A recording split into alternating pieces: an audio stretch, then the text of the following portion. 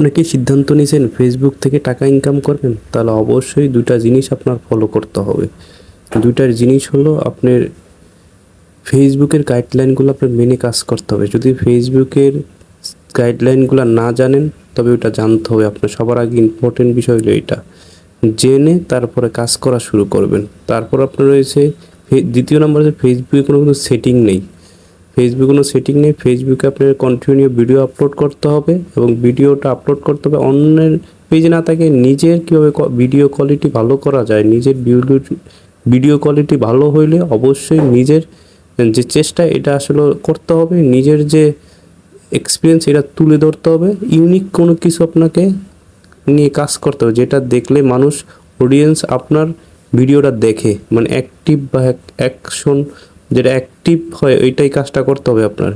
unique কিছু ছাড়লে audience দেখবে, এটা নিয়ে আপনার কাজ করার সবচেয়ে